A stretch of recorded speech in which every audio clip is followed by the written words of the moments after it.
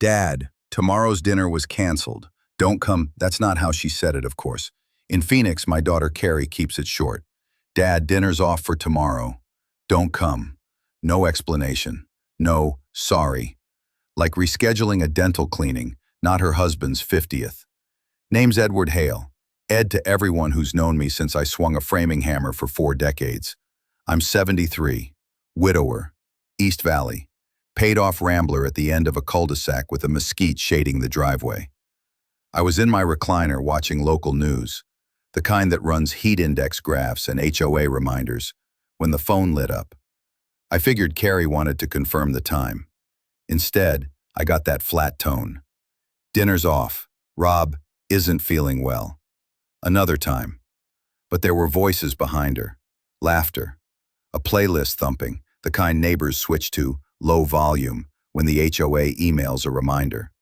My gut didn't like it. I didn't sleep. At dawn, I brewed coffee in the little drip machine June and I bought at Sears 30 years ago, back when Sears was still Sears. And I decided, crazy or not, I'd show up with something in hand. In this part of Arizona, you show with food. I drove the old F-150 to Fry's, bought brisket, rolls, sweet tea, and one of those sheet cakes you can smell through the plastic dome. About $48 all in, the kind of money I don't splash often on Social Security, but I've always been generous when it's family. Next stop, Desert Bloom Florist on Baseline. Bright, happy arrangement for a 50th, I told Joe at the counter. Another $22, $70 on a party Carrie swore didn't exist. My hands still remembered the years they held a nail set and chalk line. My head kept saying I wasn't wrong. At 6:58 p.m., I turned down Carey Street in Gilbert. Stucco boxes, desert rock yards, the same HOA-approved agaves every 4 houses. I knew before I parked. Driveways full. The neighbor's Silverado, my sister Louise's beige SUV, even my son Michael's old Prius. Voices spilled out over the block wall. Someone yelled, "He's here!" And I knew whose laugh was riding the music. Rob's.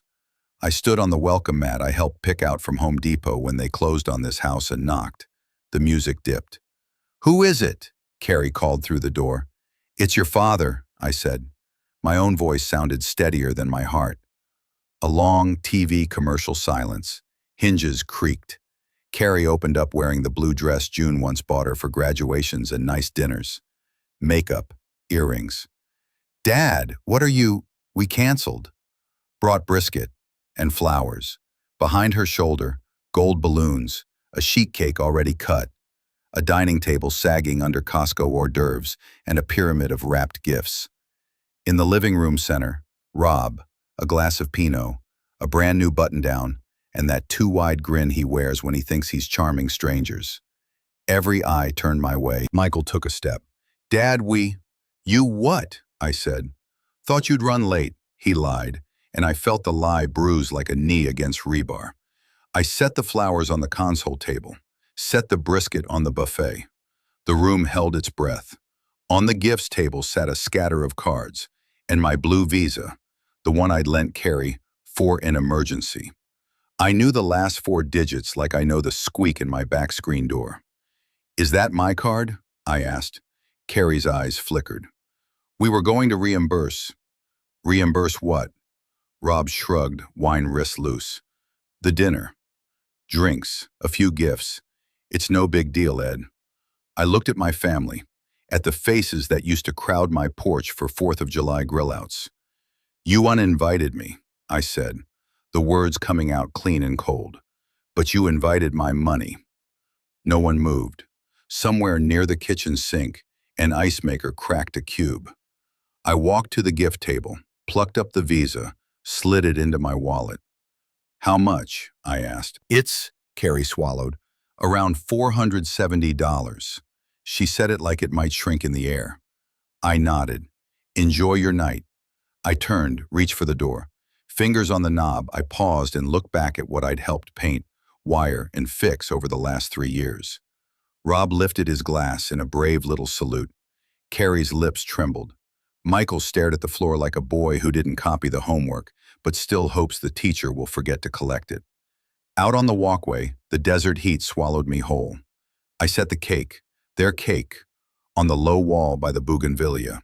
Then I pulled my flip phone. Yes, a flip. The thing never dies. And punched the number on the back of that Visa. For stolen or unauthorized charges, press 3. I pressed 3. The robot voice thanked me. The card froze. The charges would bounce by morning like a check written on a ghost account.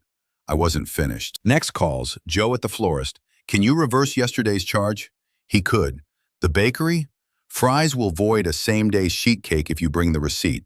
I had it. One by one, I unraveled the spending I'd done with a soft, understood, and thanks for your help. Inside the house behind me, someone whooped as if the right song came on. It was louder now, freer, like the problem had stepped outside and shut itself out.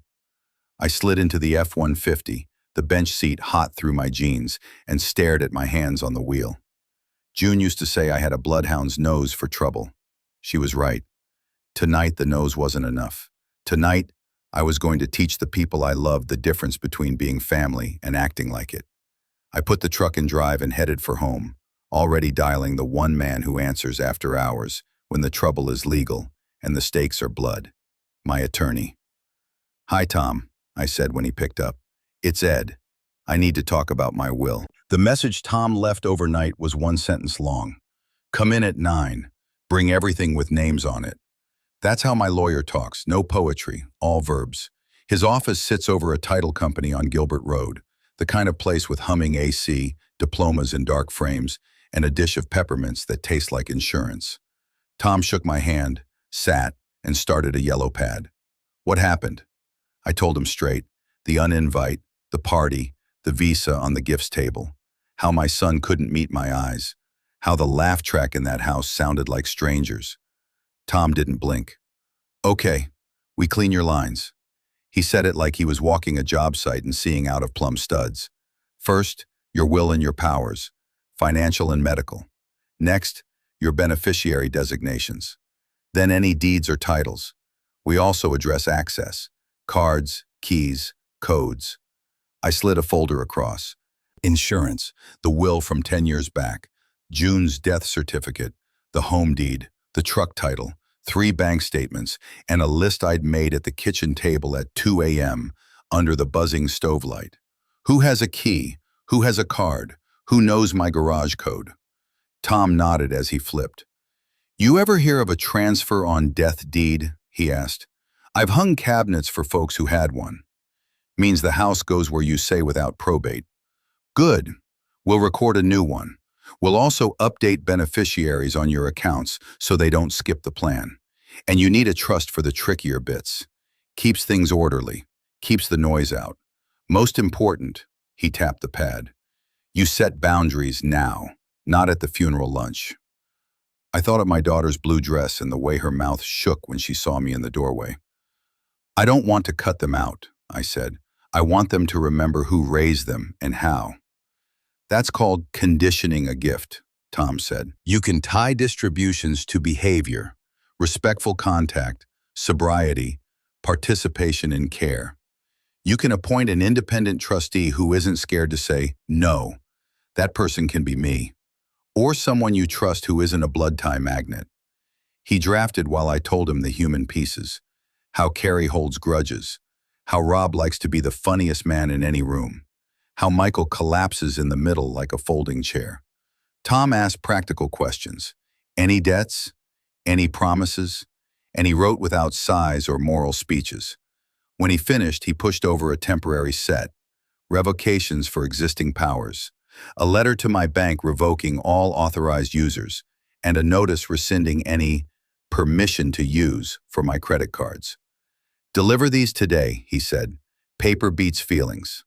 By 10, I was at Valley West Credit Union, the one with the copper penny sculpture in the lobby, and a greeter who calls everyone friend.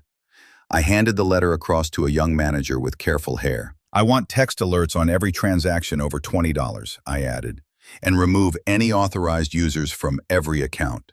If someone calls in saying they're family, they're not me." "We'll need to see your ID again, Mr. Hale," she said, professional but kind. I showed it. She clicked keys, printed forms, circled signatures. "Done." As I left, a chime from the phone. "Declined. $213.47. The Vine Room Wine Bar. Another. Declined $71.08. Ride share. The text stacked like shingles. I felt no thrill, just a dull alignment, like when a warped door finally finds its latch. Back home, I changed the garage keypad and swapped the deadbolt. I took my spare key off the hook with June's cursive label, CAR, and slid it into a little hotel safe I'd bolted to a 2x2 in the coat closet. On the kitchen counter, I set a new spiral notebook with a title on the first page, Log. Beneath it, 8-1032 a.m. Bank alerts on. Authorized users removed. Deed to be updated. Trust meeting Friday. The HOA email landed around noon. Subject: friendly reminder, noise complaint, not you. Old Mrs. Whitaker, board president, added a personal note at the bottom. Ed, not your lot. But if it were, you'd be hearing from us. Hope all is well. I pictured her visor and clipboard making the rounds and almost smiled. Community rules don't care who you're related to. At 2, my phone flashed, Carrie. I stared at it until the second ring. Answered. Dad. Her voice was brittle. The restaurant said the card was denied. Then the bar. Then the ride. People looked at me like I was stealing. That must have felt lousy, I said, and meant it. You froze it? I reclaimed it. It was never yours to give. Silence, then a little gasp. Wow. Okay, so we're doing humiliation now? Boundaries, I said. I'm done funding disrespect. If you want to talk like adults, I'm home. Doors locked, but I'll open them for conversation, not for parties. Rob says you're being dramatic. Rob likes an audience. I prefer witnesses. What does that even mean? She snapped. It means I'm documenting, and I'm planning, and I'm changing my will. Another silence, heavier. Is Michael in on this? Michael will learn what everyone learns, I said, in time. Fine, she exhaled hard. Enjoy your little notebooks. The line clicked dead. I wrote, 2:08 p.m., call with C, set boundary, told her I'm amending will. Then I pulled the old Tupperware tub from under the bed, the one with June's notes on home maintenance, and set it next to my new binder. June always said, measure twice, then speak once. I could hear it as plainly as if she were in the doorway. When the doorbell rang at dusk, I unlatched, expecting nobody, and got exactly that. An empty porch and a cake box on the mat with my name scrawled on top. A slice gone, plastic fork tucked under the ribbon like a dare. I lifted it, sniffed the sweet, and set it on the counter without taking a bite. Then I opened the binder to a fresh page titled, in block letters I hadn't used since the job site, Next Steps. The first line I wrote, Friday, record new deed. Ask Tom about trustee. The second, Sunday, post a notice on my door. No solicitation, no trespassing, no exceptions. The third line wrote itself.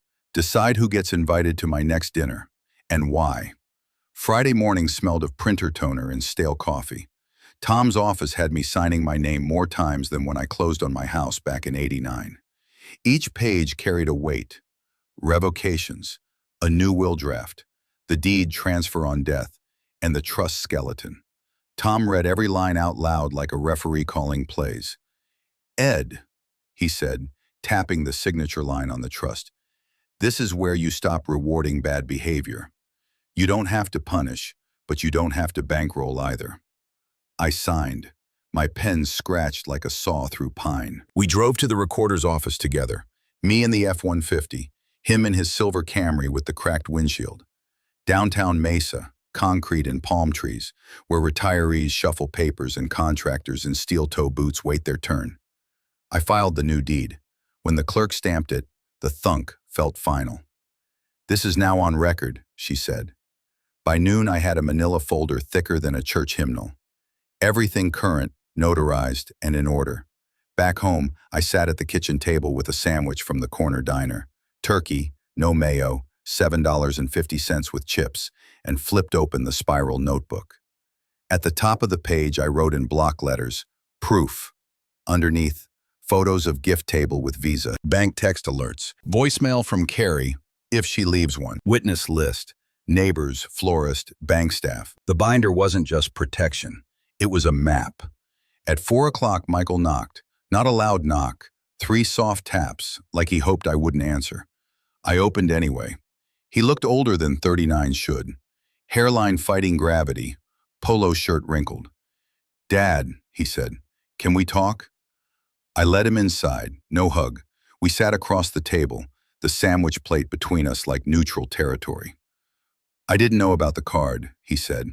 "Not until I saw you pick it up." "You also didn't stop anyone," I said. He dropped his eyes. "Rob said it was just covering the bill until Carrie got paid Friday." He made it sound harmless. "Does it sound harmless now?" "No." His voice cracked. "I should have said something. I'm sorry." We sat with the hum of the fridge filling the room. "Why are you here, Mike?" I asked. He looked up, honest for once. "Because I don't want to lose you too. Mom's gone. You're all I've got left that feels like home." The words cut deeper than the party. June would have cried hearing them. I didn't cry. I just felt the steel bar in my chest shift a little. "You want to keep me?" I said. "Then respect me." Respect means standing up when the room's wrong, not apologizing after. He nodded, jaw tight. "I'll prove it. Whatever you need." "Good. First thing, you don't carry tales back to Carrie and Rob. You want to be in this house, you keep my trust. Second, you're going to be a witness, not a bystander. Understand?" "Yes, sir." "Third," I said, "you'll come Sunday dinner. Not at their place. Here. Just us. Bring nothing but yourself. We'll talk more."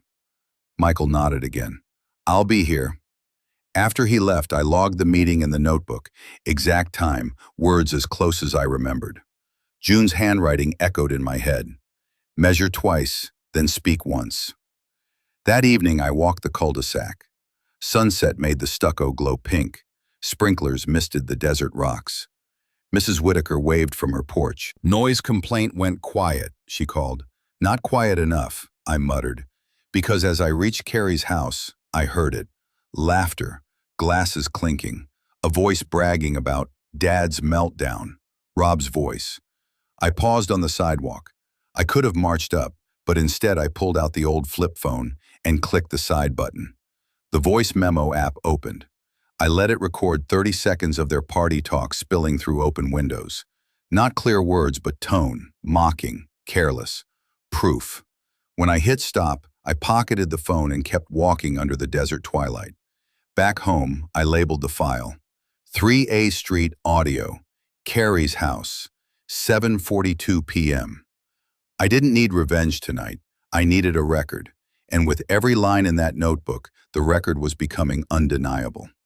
Sunday dinner used to mean June's roast chicken, mashed potatoes whipped smooth, and her pecan pie cooling on the sill. Tonight it was just me, Michael, and 2 ribeye steaks from Bash's, seared in the cast iron pan I'd seasoned for decades. The house smelled of pepper and butter, the kind of smell that makes a man feel rooted.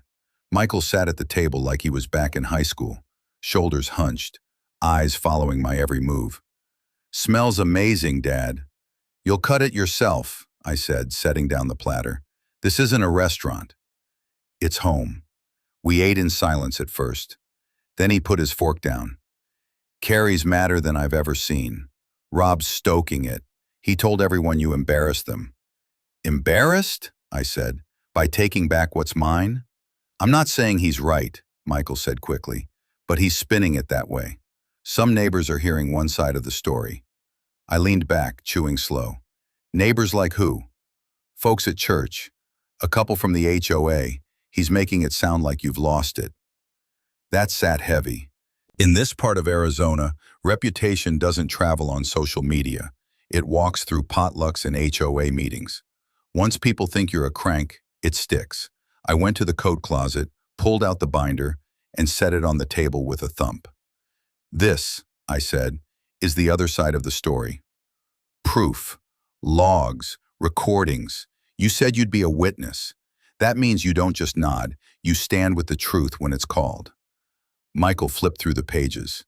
His eyes widened. "You've documented everything." June always said the world respects paper more than tears, I told him. The doorbell rang just then, sharp, insistent. I motioned Michael to stay seated. At the door stood Carrie, arms crossed, Rob behind her in a golf shirt, grin already loaded. "Dad," Carrie started, "we need to clear this up." "No," I said. "We need to start fresh boundaries. You don't come in uninvited. You don't use what's not yours. And you don't lie about me to neighbors." "Neighbors?" Rob laughed. "Ed, come on. Folks see what they see and hear what they hear," I said, patting my pocket where the flip phone rested. Carrie's eyes narrowed. "You recorded us?" "I recorded proof that disrespect happened. If people are going to judge, they'll get both sides. You call it humiliation. I call it accountability." Rob stepped forward, voice dripping mock polite. "You're overreacting. Maybe time to let the younger generation handle things." I smiled thinly. "Funny you should say that. My lawyer just filed papers making sure the younger generation handles nothing without my say." That shut him up for a breath. Carrie's face flushed red. "You'd rather pay lawyers than trust your own children?" "I'd rather sleep at night knowing my trust is with people who've earned it." For a moment, only the cicadas buzzed outside. Then Carrie spun on her heel. "Fine.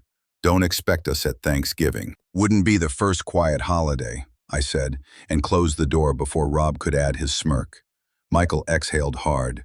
"That's going to blow up."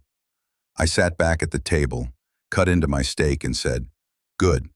Some things need to." Later, after dishes were done, I wrote the log entry. Sunday dinner. Spoke boundaries to C&R.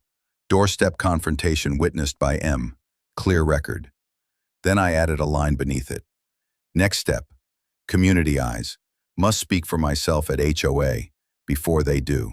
Because in this neighborhood, silence is the same as guilt. The HOA clubhouse smelled like folding chairs and burnt coffee. Every second Tuesday, the board met under fluorescent lights, while retirees in polos and young families in ball caps filled the back rows. Tonight's agenda read, landscaping budget, pool filter repair, and, buried on page 2, community conduct concerns. I sat near the front, binder on my lap. Mrs. Whitaker, visor perched on her white hair, called the meeting to order. Her gavel was nothing but a rubber mallet, but folks quieted all the same. Halfway through, during open comments, Rob raised his hand. He stood in the aisle like a man auditioning for mayor. "I want to bring up an uncomfortable subject," he said, loud enough for the back row. "My father-in-law Ed's been struggling. He showed up uninvited to my birthday, accused us of stealing, and he's been making recordings around the neighborhood. We're worried." Murmurs rippled through the room. A few heads turned toward me. I stood. "May I respond?" Mrs. Whitaker nodded. Briefly, I opened the binder. Names matter. I wasn't uninvited. I was lied to. My card was used without permission. I have photos, bank records, and a log. I tapped the pages. As for recordings, Arizona law says one party can record conversations they're part of. That's me, and I recorded proof of disrespect. Rob shifted, his grin tightening. "See what I mean? He's obsessed with paperwork." "Paperwork built this neighborhood," I said evenly. "Deeds, contracts, HOA rules. Paper is what keeps us all honest." Mrs. Whitaker raised a hand. "Mr. Hale, do you have a specific request?" "Yes, that rumors about my mental state be addressed with facts, not whispers. If anyone hears claims I'm unstable, I invite them to review my documentation with me directly. Transparency beats gossip." The room hushed. A man in the back, one of my old job site buddies, muttered, "Sounds clear to me." Mrs. Whitaker tapped her mallet. "Duly noted. We'll move on." Rob sat, cheeks flushed, and Carrie kept her eyes on her phone. After the meeting, as folks filed out, Mrs. Whitaker touched my arm. "Ed, you did right.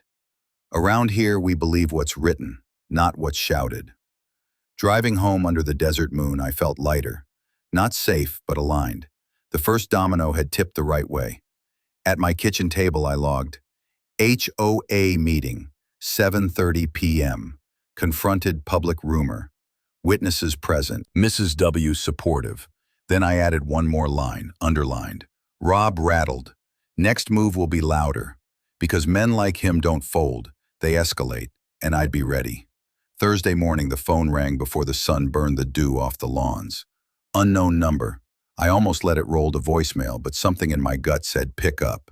Mr. Hale? A crisp voice. This is Officer Daniels with Gilbert PD. We received a welfare concern about you. Mind if we stop by? Welfare concern? I repeated. Yes, sir. Just want to check everything's okay. I knew before he said more who called it in. Come by, I said. Front door's unlocked. 10 minutes later, a patrol SUV pulled up. 2 officers, polite but cautious, stepped inside. They looked around like they expected to find hoarded newspapers, or me muttering to myself. Who called this in? I asked. Family member, Daniels said carefully. Carrie, I said flat. Neither officer confirmed, but their eyes did. I set my binder on the table. You want to see welfare? Here it is. I flipped open to the logs, the stamped deed copy, the bank alerts. Every line dated, every receipt filed. I mow my lawn, pay my dues, drive with current tags. This is a smear, not a concern. Daniel skimmed a page, nodded once. Looks orderly to me. His partner even smiled. You've got better records than my sergeant. I let them walk the house, clean counters, stocked fridge, no smells but lemon cleaner. Daniels finally said, Sorry for the trouble, Mr. Hale. We'll note the call was unfounded.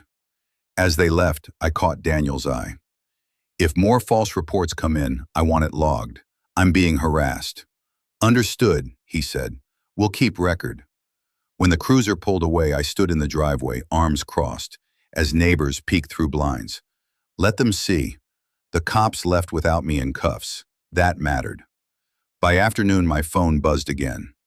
This time, Michael. Dad, Carrie's telling people you scared the police. She says you're unstable.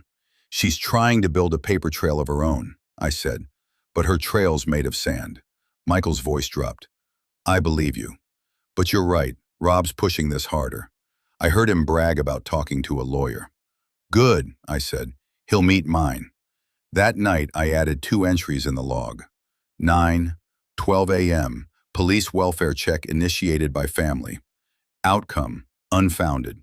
Officer's witness binder, clean home. 3:44 p.m., call with M, reported rumors spreading. Legal angle suggested by R. I stared at those lines, heart steady. The rise, jab rhythm, as June used to call it when life gave us good news followed by a punch. Today's rise, police saw truth. The jab, rumors spreading. Before bed, I set the binder in the safe and slid the deadbolt home. Out the window, the desert night buzzed with cicadas. Somewhere across the cul-de-sac, laughter spilled again. Let them laugh.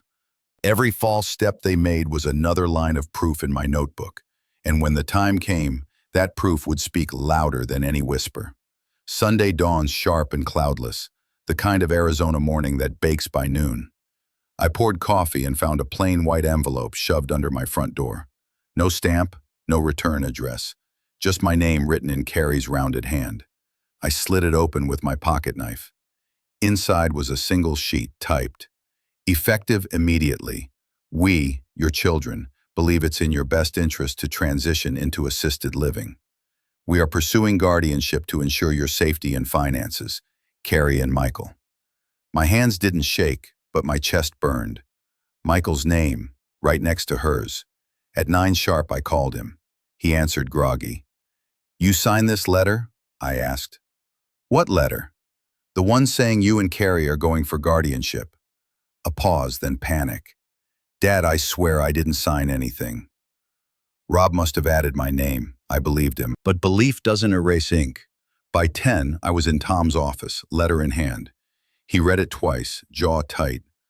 They're laying groundwork. First the welfare call, now this. Classic pattern. Make you look incompetent, then swoop for control. What do we do? I asked. We preempt, Tom said. We'll file a declaration of capacity. Signed by your doctor. We'll also notarize your logs. Every page becomes legal evidence. I exhaled. Good. Because I won't let my own kids declare me unfit while cashing checks. That afternoon, I booked an appointment with Dr. Heller. He's been my GP 15 years, patched my shoulder after a ladder fall, knows my meds and my mind. I told his nurse I needed a full evaluation, cognition, memory, judgment. Bring paperwork, she said. I already had the binder under my arm. At dusk, Michael showed up, face pale. I confronted Carrie, he said. She didn't even deny it. Rob's got her convinced you'll blow the money on bad decisions. Bad decisions, I asked. Like giving me rent help last year. Like fixing your truck instead of buying new. She says you're reckless, I barked a laugh. 40 years climbing poles in monsoons. Never missed a bill. Reckless? Michael dropped his gaze. She's scared, Dad. Scared Rob won't have enough if I live too long. I finished for him. Silence hung heavy. I pulled the letter back out, laid it on the table. This is war by paperwork. So we'll fight with paperwork. But Michael, if you want my trust, you don't just apologize. You testify. He nodded slowly. I'll testify. I logged it. Letter received August-6:15 a.m. Guardianship threat. M denied involvement. Pledged witness. Then I underlined the last words I wrote. Countdown begins. Because guardianship isn't talk. It's court. And if they wanted a courtroom, they were going to get one. Dr. Heller's office smelled of antiseptic and printer ink, the kind of mix that tells you you're about to be measured. His nurse ran me through the drills. Blood pressure, reflexes, memory questions. Spell world backwards, she said. I did it without missing a beat. When Heller came in, he clasped my hand like always. Ed, I hear your kids are trying to stir a pot. They're trying to claim the whole stove, I said, and slid him the guardianship letter. He read it, shook his head. Ridiculous. I've known you 20 years. You're steady, oriented, and capable. Let's make it official. An hour later, I walked out with a signed declaration. Patient is fully competent to manage personal and financial affairs. Stamped, dated, notarized. Proof that could cut through any courtroom fog. I made 3 copies, one for Tom, one for my safe, one for my binder. By afternoon, Tom filed a protective notice with the court. Any guardianship petition would face my doctor's declaration, preemptive strike. But Carrie and Rob didn't sit still. That evening, an HOA email hit the inbox.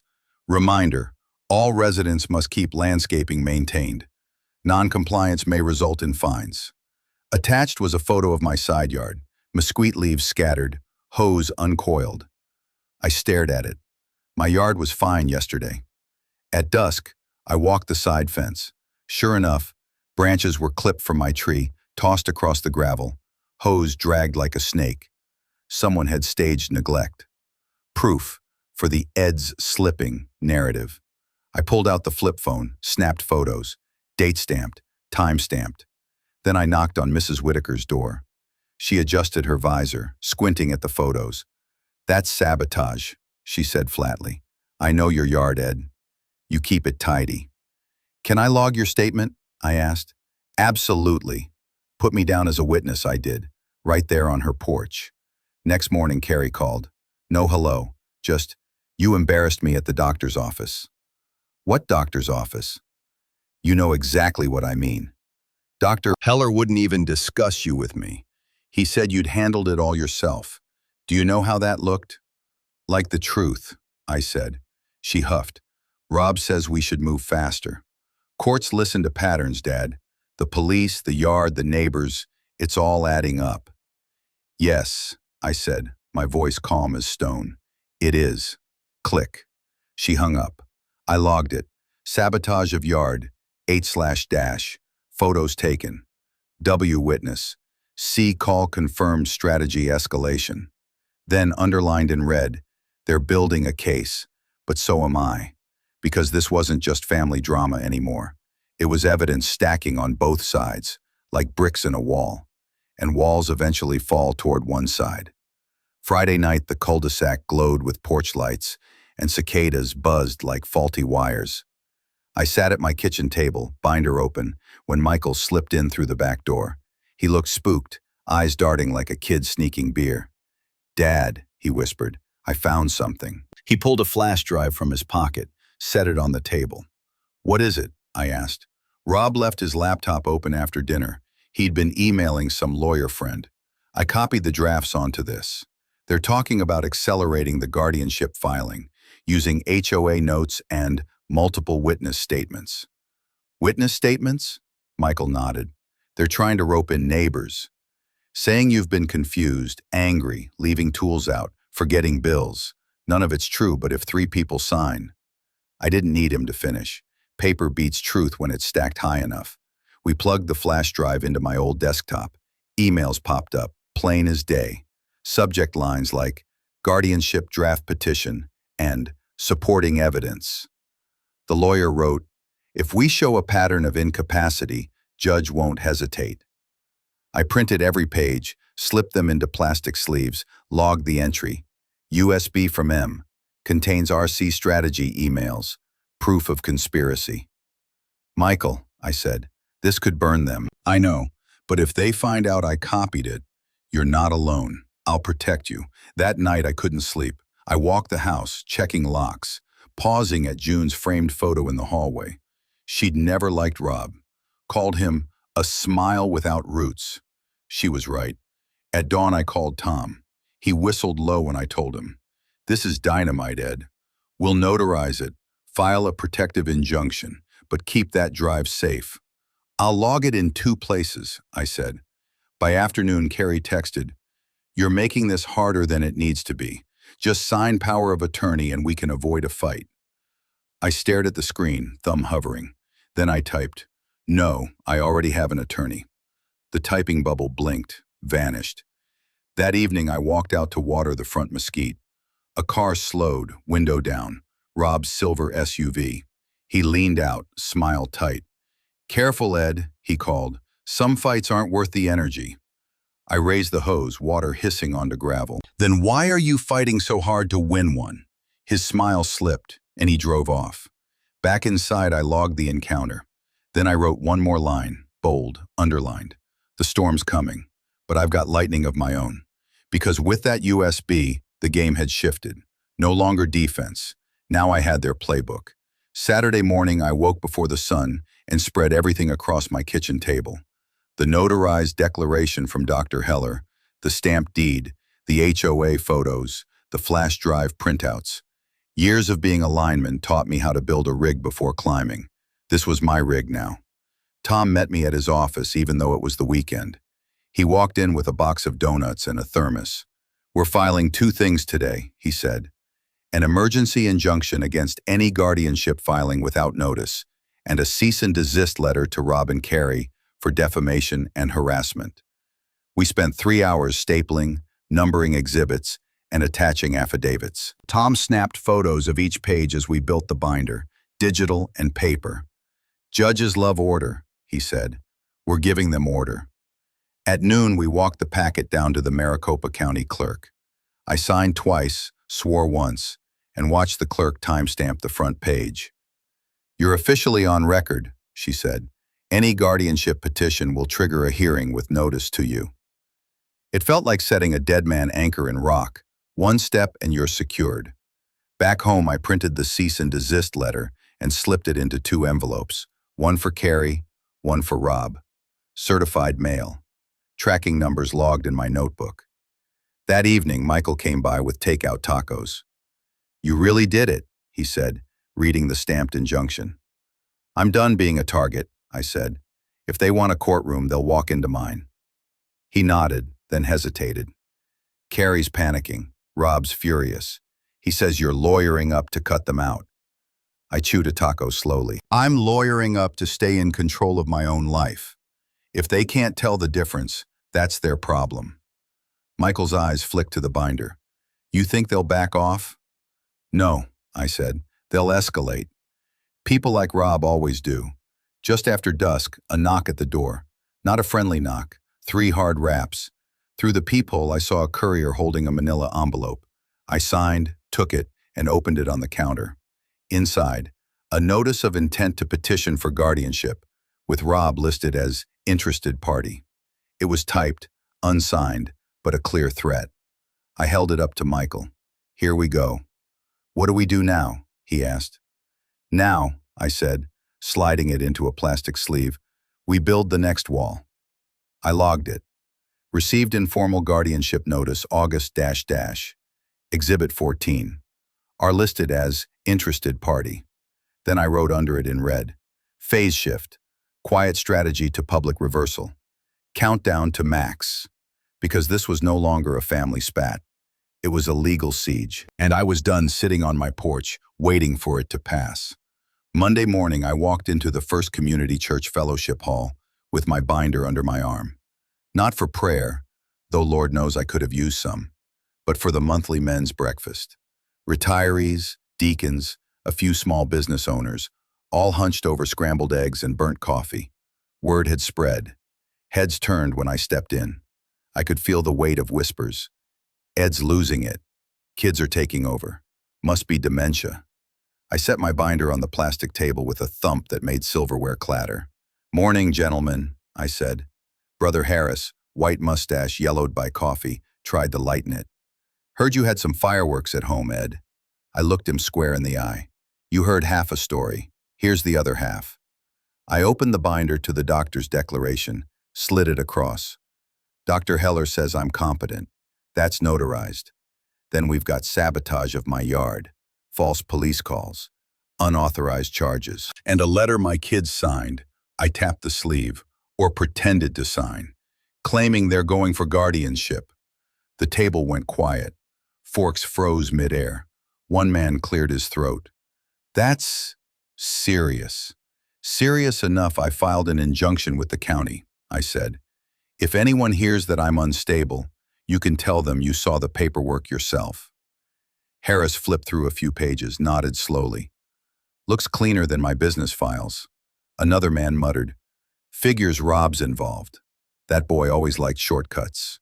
The air shifted, from suspicion to support. Exactly what I needed.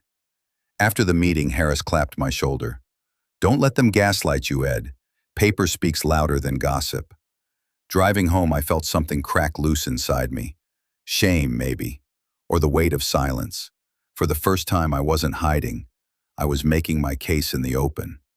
That afternoon, Michael dropped by again. He'd heard about the breakfast. "Dad, Carrie's furious. She says you're humiliating her in front of church folks." "She humiliated herself," I said. "I just showed receipts." He hesitated. "There's more. Rob's planning something with the HOA. He's trying to get you cited again. Noise, nuisance, whatever sticks. He wants a paper trail for court." I laughed dry, no humor in it. "Then I'll keep my trail thicker." That evening I wrote in the log, "Church breakfast, $8 and presented binder. Multiple witnesses now aware. Shift in narrative. Warning, are targeting HOA next. Anticipate nuisance complaint." I underlined the last line twice, because the fight wasn't private anymore. It was spreading into every corner of the community. Church pews, HOA offices, even breakfast tables. And the more public it got, the more dangerous their lies became. Wednesday evening, the HOA board convened again for a special session. Word was out. A community concern had been raised about me. I walked in with my binder tucked under one arm, a cooler of lemonade under the other, habit from years of showing up prepared. Rob was already there, leaning against the wall like he owned the place, whispering into Carrie's ear. She wouldn't meet my eyes. Mrs. Whitaker banged her rubber mallet. "This session is about a nuisance complaint filed against Mr. Hale. Claim states, repeated noise disturbances, hostile behavior toward neighbors, and erratic yard maintenance." She looked straight at me. "Mr. Hale, do you wish to respond?" I set the binder on the table, clicked it open, and slid forward the log page with Mrs. Whitaker's signed witness statement. "First, the yard. You saw it yourself. Sabotage, not neglect. Second, noise. My house has been quiet except for the television I keep under HOA decibel limits. And third, hostile behavior." I looked right at Rob. "The only hostility here is staging complaints." The board murmured. Rob's grin faltered but didn't vanish. A younger neighbor, Josh, raised his hand. I live 2 doors down. Ed waves when he waters the mesquite. Never heard a thing past 9 p.m. Mrs. Whitaker nodded, making a note. Any other witnesses? I turned to the back row. Michael stood, face pale but voice steady. I've been in Dad's house 3 nights this week. Quiet as a library. What you're hearing is a smear campaign. The room buzzed. Rob barked a laugh. You're really going to take this man's word? He's old. He forgets things. I cut him off. Forget things? I flipped open the binder, pulled out the flash drive printouts, waved them high. These are your emails, Rob. To a lawyer, talking about building a false pattern. Talking about using the HOA to pad your lies. Want me to read them out loud? The room went still. Rob's face drained, then flushed red. You stole those. Your mistake was leaving them in plain sight, I said, calm as desert stone. Mrs. Whitaker tapped her mallet. Enough. We've heard testimony, seen documentation. This board dismisses the nuisance complaint against Mr. Hale as unsubstantiated. Further attempts to weaponize HOA procedures will be addressed as harassment. The gavel thunk echoed like a final nail in wood. Rob stormed out, Carrie trailing, face tight with shame.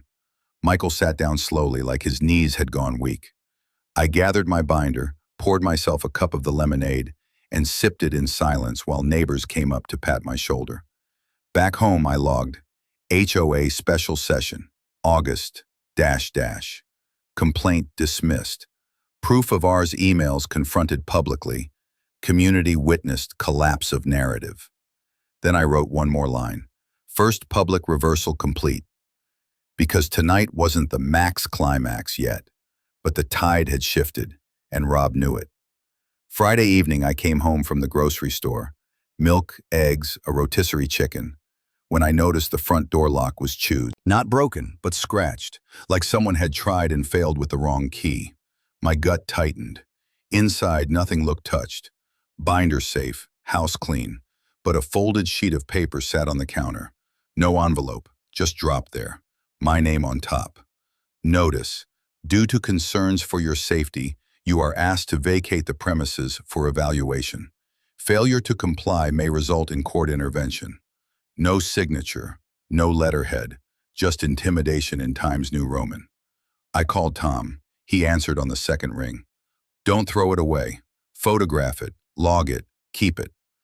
Front door shows tampering too, I said. That's escalation, Tom replied. Document everything. If they're trying to force you out, we'll use it. That night I snapped photos of the scratches, sealed the notice in a plastic sleeve, and wrote 8 attempted entry, intimidation letter left inside, possible illegal trespass. Sleep was thin. Every sound felt like a step on gravel outside. By Saturday morning, another blow. My debit card declined at the gas station. I checked the account. Frozen. Someone had called the bank claiming I was incapacitated. Fraud alert, they called it. I drove straight to the branch, binder under my arm. The manager recognized me from before. Mr. Hale, we got a call from your daughter authorizing a freeze. I laid Dr. Heller's declaration on the desk. Competent, signed, stamped, and here's a court injunction saying I control my own affairs. She read, lips pressing thin. We'll unfreeze today. I'll also flag the account. No one but you gets access, even family. Relief, then anger. My own blood had tried to strand me without cash. That afternoon, Michael came by. He looked sick. Dad, they're planning to push you out physically. Rob said, and I quote, if he won't leave willingly, we'll change the locks. I stared at him. Over my dead body. I told them I want no part of it, Michael said, voice shaking. Carrie called me a traitor, but I don't care. I put a hand on his shoulder. Then you're not a traitor. You're a witness. We sat in silence while the clock ticked loud on the wall. Before bed, I wrote in the log, bank account frozen by false report, restored with proof. M reports plan to lock me out, clear escalation to forced removal. And at the bottom, in all caps, doom spiral begins. Because they weren't just smearing me anymore. They were tightening the screws, move by move, to shove me out of my own house, and I knew the next strike wouldn't be paper, it would be steel. Sunday night, the desert air felt thick and electric, like a storm about to break. I triple-checked the locks, set my binder and phone by the recliner, and sat waiting. Years of climbing poles in monsoons had trained me for tension. But this was my own living room, my own front door. At 9:42 p.m., a rattle at the knob. Then a metallic snap. Someone working a key that didn't fit. I hit record on the flip phone before I even stood up. "Who's there?" I called. A hissed voice through the door. "Dad, it's Carrie. Open up, we need to talk." I peered through the peephole. Carrie stood on the porch, arms folded. Rob behind her with a tool bag. "Talk happens at daylight and with my lawyer present," I said. "Leave." Rob's voice cut through. "We're changing the locks, Ed. It's for your own good." I thumbed the phone's speaker, made sure the red record light was on. "You're trespassing," I said calmly. "Leave my property now or I call the police." Carrie's voice wavered. "Dad, don't make this harder." "You're making it harder," I said. "Step away from my door." Silence. Then Rob's mutter. "Call the locksmith." Their footsteps retreated. A car door slammed, engine revved, and the SUV rolled away. I exhaled and immediately dialed 911. 2 patrol cars arrived within 10 minutes. Officer Daniels again. I handed him the phone with the fresh recording and pointed at the door. Scratches fresh, lock cylinder gouged. He whistled. They tried it again, this time with tools. "I want a report," I said. "I want this logged as attempted unlawful entry." He nodded, typing into his tablet. "You got it. This crosses from family dispute into criminal territory." They took photos, collected the intimidation letter from 2 days earlier, and left me with a case number. Michael showed up 20 minutes later, pale and shaking. "I told them not to. I told them. They made their choice," I said. "Now I make mine." We sat at the table while I updated the log. 8-9:42 p.m. Attempted forced entry by CNR. Recorded audio. Police report filed. Case number. Then I opened a fresh page and wrote in block letters, "Max preparation. Public reversal." Under it, a to-do list. Send recordings, photos, bank records, sabotage evidence to Tom for exhibit binder. Ask Tom about emergency restraining order. Prepare statement for court and community. Michael watched me write.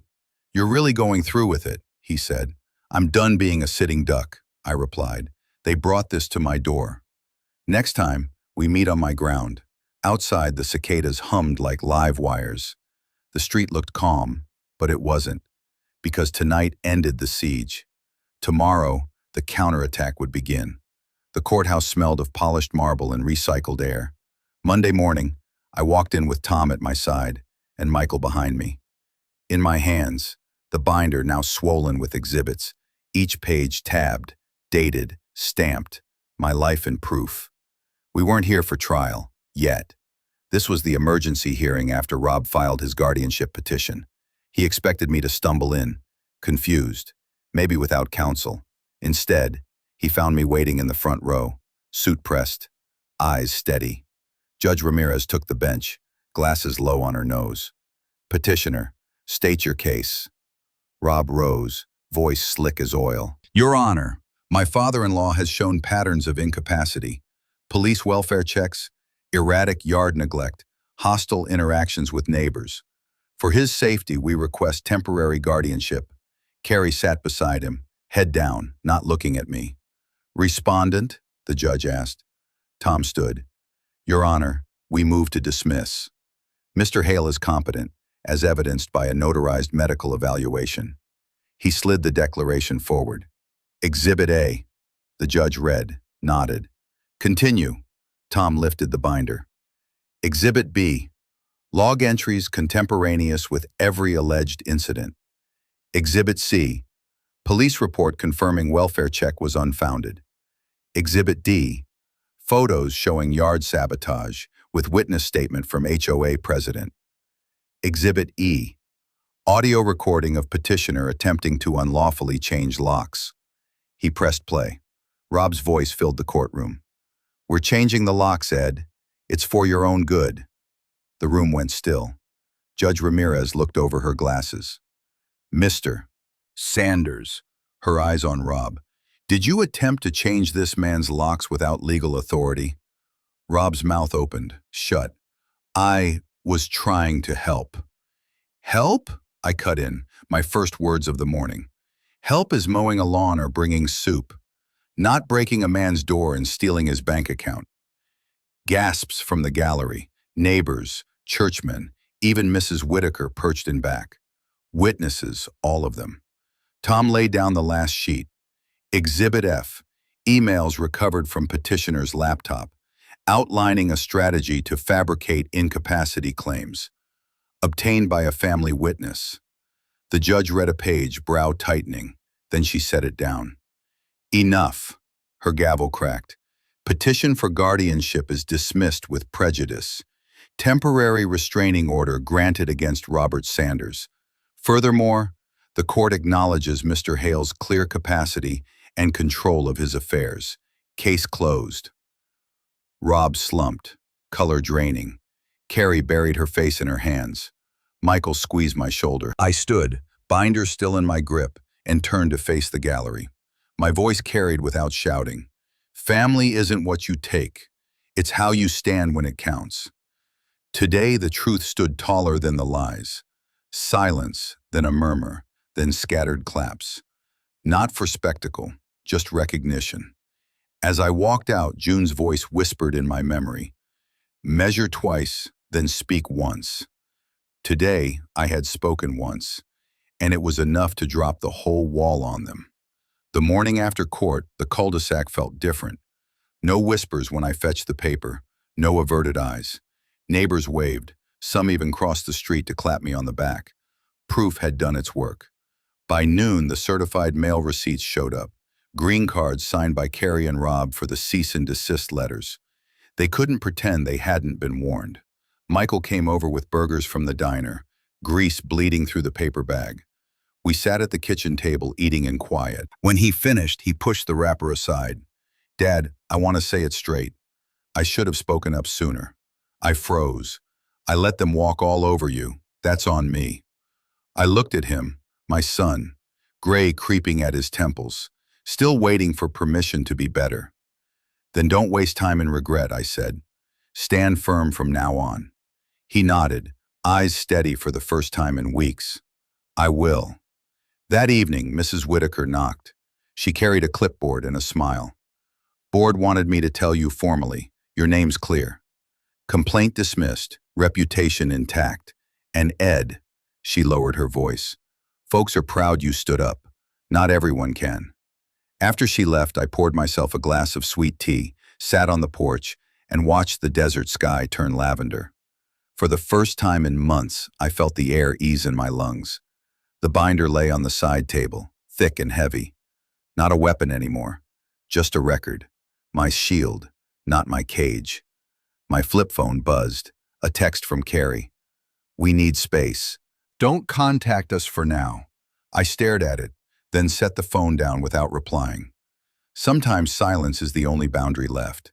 Later, I wrote my final log entry. Court victory, 8/. Guardianship dismissed. TRO granted. Community support restored. Binder complete. And beneath it, a single line in block letters. Case closed. I closed the binder, slid it into the safe, and shut the door. Then I stepped back onto the porch, into the cool desert night, where June's old wind chimes sang in the breeze. The mesquite rustled. Neighbors laughed faintly down the street, and for once, no part of me flinched. Because the lesson was simple, etched in me like a scar. Family can betray, paper can protect, and truth, measured and steady, can still win in the end. I leaned back, let the chair creak, and whispered to the empty air. We're all right now, June. And for the first time in a long time, I believed it.